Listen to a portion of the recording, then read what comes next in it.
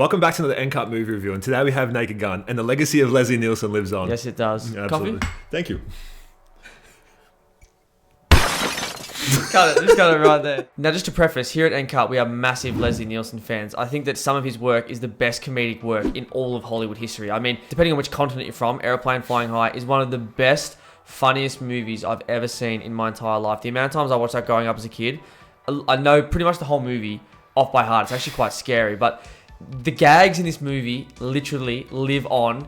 It's just Liam Neeson instead of Leslie Nielsen. Rest in peace to the goat. They're literally non-stop. Every 5 seconds there's a gag.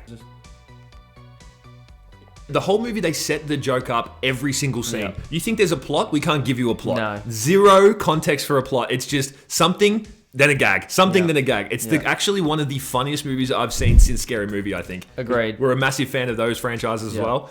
Every single second, at least there's something good. And there's something for everyone. There's a callback joke. There's dad jokes. There's all references. They're all over. Like, you will love it. You will love it. Straight off the bat in this movie, Liam Neeson taking over the role as Frank Drebin. Now, we all know Liam Neeson as the serious action role guy. The main one is Taken, obviously. I mean, from that, he was sort of typecast as a serious guy who takes this role. So to see him doing something that's polar opposite coming in, a lot of people would have thought, can he actually do this? Like, there's no way that Liam Neeson can do this. He can.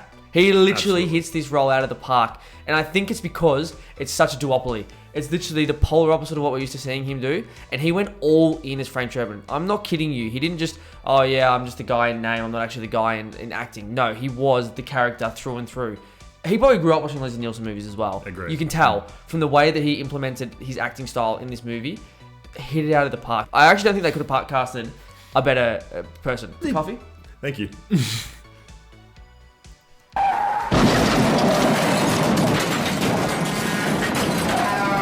So as Liam Neeson killed it, not only him, but Pamela Anderson. I didn't even realize she was even in this movie until I saw her on screen. I was like, is that Pamela? Yeah. And the chemistry between those two was palpable. And then to come to find out, which I was unbeknownst to me, They're dating. in real life. Yeah. Didn't even know that. The resurgence of Pamela Anderson as well. Like, I mean, I swear she dropped out of the limelight for about 10, 15 years there. The last thing I remember seeing Pamela Anderson in, really, from memory, was the Scary Movie, where she would have those little bits or little segments where she'd be in it for like 2 seconds. Same with like a Denise Richards, where they would just have like a funny gag relating to that character, and they'd be in there for 2 seconds. I mean, I was just thinking of the time where she's like, 7 days? 7 days. Hey, Mom. Yeah, hey, Mom. Like, that's all I remember her from. And then suddenly, now she's in the Naked Gun movie. She was in a TV show really recently. She was in another movie recently where she was, like, acting as an ex-stripper who was, like, sort of coming to grips with getting older. And people were raving about her acting. So, good on her for the resurgence, you know what I mean? Looks good, too. And looks great. Incredible. Looks natural as well. Like, and she's... Thank you. Did you get all that? Did you get all that?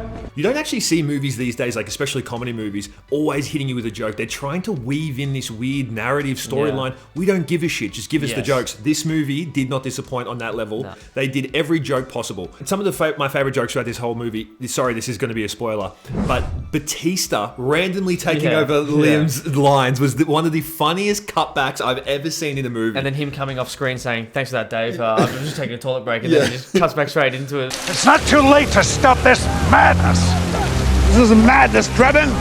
This is progress.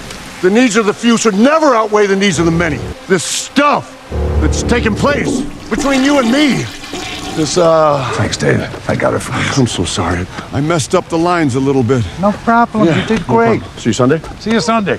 Okay, gang. Like, there's so many jokes in here for you that I think... What really gets me is not the setup of the joke, but sometimes just 1 or 2 words. Yeah. Sometimes it's just a fucking scene of somebody. Yeah. Like, there is a specific scene here where Liam Neeson's trying to investigate who the bad guy is, or he's trying to... I don't even know what he's doing because the plot is, like, useless. Yeah, there is no plot. He's just at a bar, and Cody Rhodes apparently is here. By the way, why is there so many WWE people in here? So Cody Rhodes is the bartender. Cody Rhodes says... You don't remember me, do you? Should I? My brother. You shot him.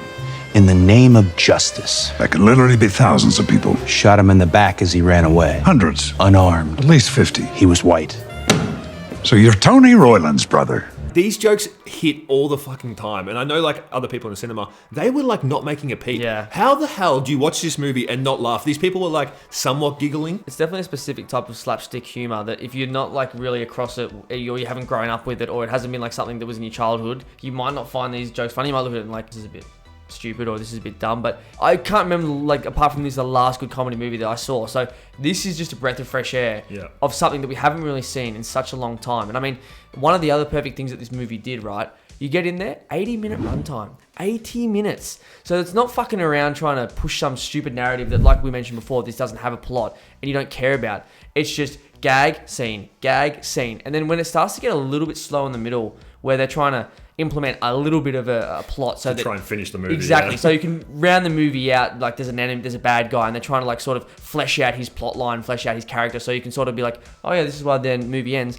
It gets straight through it nice and quick because the movie gets a tiny bit slow, and then boom, straight back to the gags. And you're like, good, this is what I needed. I don't need some crappy bit in the middle where I don't care about anything. Just get me Liam Neeson or Pamela Anderson doing slapstick humor, dad jokes, Leslie Nielsen gags, and I'm happy. And we were so happy with this movie. The whole time, especially when Liam and Pamela went to the cabin. Exactly. That cabin scene was just thrown in here randomly. It felt like it so was from stupid, the wrong movie. So funny. Yeah, it felt we need a spin-off. Absolutely. Give us a spin-off of the Snowman, Liam Neeson, and Pamela Anderson. Re-enchant that snowman or something, because that gag alone could actually stand as its own franchise. It is such a funny scene. Coffee? Thank you.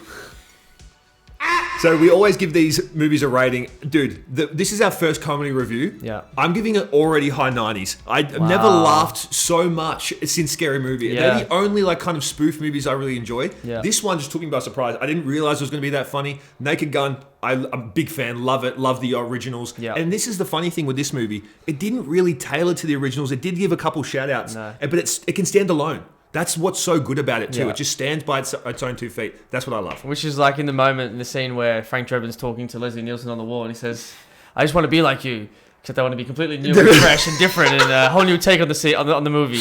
And like that sort of shit. It was just, that's all you need to know about this movie, about how fucking funny it was. It has to be seen. I mean, if you're into gags, show real gags, Leslie Nielsen humor, this has it to a T. I mean, this was one of the funniest movies I've seen in years. Yeah, by far. Blew it out of the park. Liam Neeson, you surprised me so much. How they think of this shit is incredible. Yeah. Love these people. So anyway, guys, don't forget to hype the video up. There's a new Hype thing that out. shit. Hype that 3 times you can click that button. Don't forget to like and subscribe. Don't forget to hype. Yeah, hype as well. Peace. We out. Peace. And cut.